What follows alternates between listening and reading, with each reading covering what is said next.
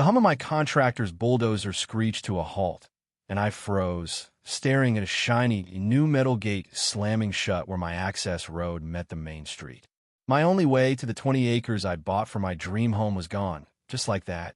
Dust swirled in the air as I spotted Victor Malone, the Homeowners Association president, standing smugly on the other side, arms crossed, his grin practically screaming VY Tory. 3 board members flanked him: Maureen Tate, avoiding my eyes, Greg Larson, shifting uncomfortably, and Syl VY Grant, filming me with her phone like I was the star of her petty reality show. "Mr. Carter," Victor called, his voice oozing fake courtesy, "the board voted last night. Your trucks are wrecking our roads and disturbing our peace. Access through our community is revoked." I stepped closer, boots crunching gravel, and locked eyes with him through the bars. He thought he'd won. He expected me to lose it, yell, threaten lawsuits, or beg. But a strange calm settled over me. I'd seen this coming. "Is that right?" I said, voice steady. "Well, I guess it's time." "Time for what?"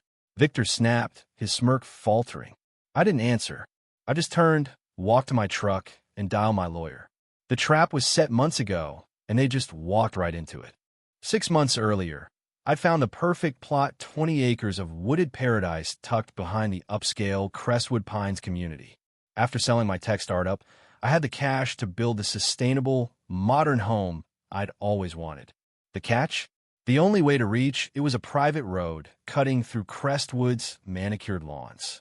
I wasn't naive. Before signing anything, I hired Daniel Reed, a top real estate attorney, to dig into the property's history. Daniel uncovered gold. My land was part of an old 1800s farm, and when Crestwood's chunk was sold off, a 1970s easement guaranteed access to what became my plot. The developers who built Crestwood 15 years ago had to honor it. It was buried in their own records, still legally ironclad. "It's airtight," Daniel told me. "They can't block you." But I pressed him, "What if they try?" He grinned like a chess master. "We'll make the terms bulletproof before you buy." Daniel called in a favor with a city planning commissioner, Laura Bennett, who would sway over Crestwood's annual governance updates. She explained that the HOA board, led by Victor, routinely signed off on these updates without reading the fine print. So, we crafted a mutual access agreement, perfectly legal, crystal clear, spelling out my rights and adding hefty penalties if they interfered. I hesitated. Shouldn't I just talk to them first? Laura and Daniel exchanged looks. "Victor runs Crestwood like his personal kingdom," Laura warned. "He's blocked affordable housing projects and fought every neighbor who dared ask for a variance. He'll rally opposition the second you approach." Daniel nodded. "This isn't about tricking them. It's about protecting what's yours." Reluctantly, I agreed. The agreement slipped into their update, and 6 weeks later, Victor and his board signed it without a second glance. I bought the land and started planning. At Crestwood's monthly meeting, I introduced myself, promising to keep construction low-key and even offering to chip in for road maintenance. Victor eyed me like I was a trespasser. "Our residents value exclusive VY tie," he said, voice clipped. "Your project doesn't fit." I stayed diplomatic. "I get it, but the easement's legal.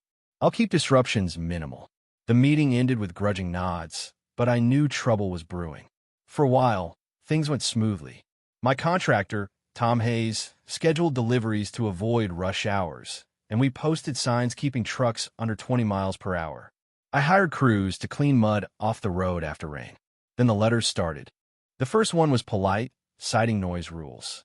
I complied, limiting work to 8 a.m. to 6 p.m., no Sundays. The second claimed a delivery truck damaged a stone marker. I paid Dulot $3,000 for repairs, even though footage showed my truck nowhere near it. By month 3, the letters were relentless fines for excessive dust, unauthorized personnel, nonsense I ignored since I wasn't under their rules. Then Victor crossed the line. One morning, my water utility crew packed up early. The foreman, Ray, was fuming. Someone claiming to be, "You canceled the work order." I knew who. Victor Malone, Ray confirmed, checking his tablet. My blood boiled. This wasn't just harassment, it was sabotage, delaying my project weeks. I spent hours on the phone, escalating to utility super VY SOAR, demanding proof of the call. They rescheduled, but not before I lost precious time. I called Daniel. "This is criminal impersonation," he said, voice grim. "Want to sue?" I paused. "Not yet. Let's document everything and see how far they go." He warned me.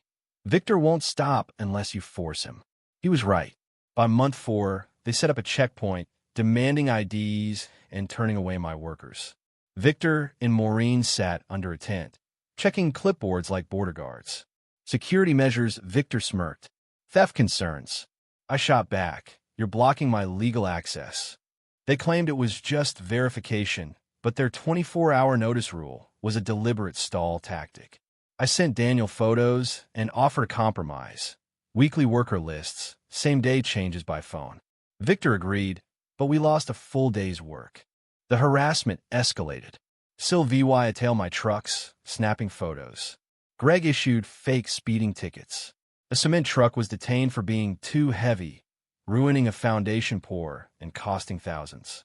I documented every move, dash cams, security cameras on my property line, every letter and photo filed with Daniel. I was waiting for the moment they'd trigger the agreement. That moment came 5 months in, when I pulled up to find a crew bolting a gate across my access point. Victor stood there gloating. "Private property improvement," he said. "Keypad access for your car, but construction vehicles need approval." I took photos, voice steady. "This blocks my easement. Remove it." He doubled down. "We're securing our community. Sue us." I didn't sue, not yet. Daniel filed a complaint, invoking the agreement's enforcement clause, demanding the gate's removal and citing penalties. 3 days later, the board got the papers. Word spread fast. Tom's cousin in Crestwood said their emergency meeting was chaos, with residents hearing raised voices. Victor showed up at my site the next morning, while VYing the documents. "This is fraud," he shouted. "You snuck this in." I pointed to his signature. "Page 6, paragraph 4. You signed it, Victor. Not my fault you didn't read." He stormed off, threatening to fight. But at 5 p.m., the gate still stood. So I made the call. A fencing crew rolled up, court order in hand. Victor tried to stop them, but their leader, Steve, waved the paperwork. "Step aside, sir." Victor's lawyer whispered defeat, and within an hour, the gate was gone, stacked neatly in their clubhouse lot. I billed them due law $15,000, as the agreement allowed, and installed cameras, floodlights, and a sign, "Easement protected by court order." I posted the ruling on their bulletin board, highlighting penalties. The community exploded, not at me, but at Victor. Residents were leave VYD their dues, funded his vendetta. Some apologized. One couple even brought cookies. A former board member, Ellen Price, revealed Victor's bullying tactics, silencing dissenters with petty denials. "Your fight gave us courage," she said. "We're rethinking the board."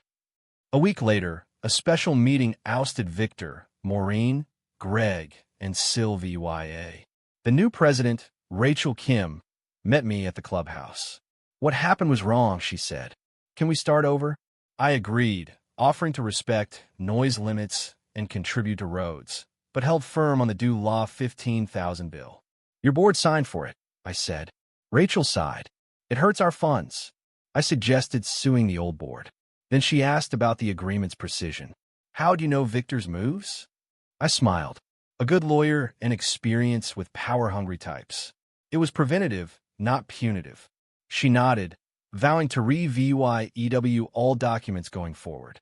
My home took shoppy, sleek, 3-story haven hidden by trees.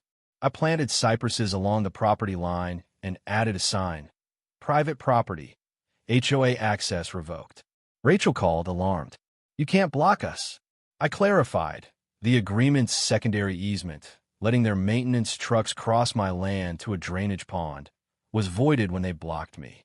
Now, they need a new road through a nature preserve, costly and slow.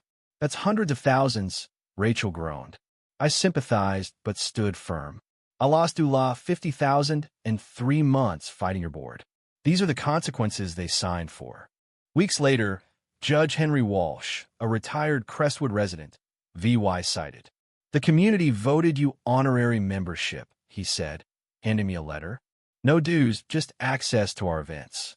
I accepted, touched. He added, "Your fight exposed Victor's overreach. We're better for it." Construction wrapped. And my home stood as proof you can outsmart bullies. Crestwood's new road cost, due law $180,000, hitting each homeowner with a due law $2,300 fee. Rachel admitted it forced reforms.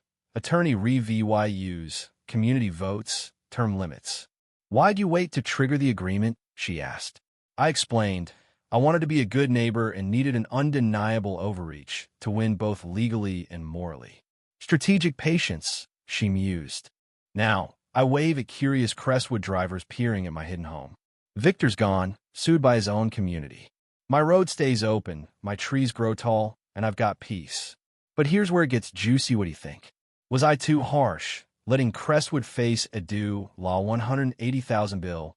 Or did they deserve it for backing Victor's power trip? Should I have sued earlier or kept the moral high ground? And what about that honorary membership accepting it? Olive branch or selling out? Drop your thoughts below, hit that like button if you're Team Carter, and subscribe for more stories where the little guy flips the script. Let's get this debate rolling.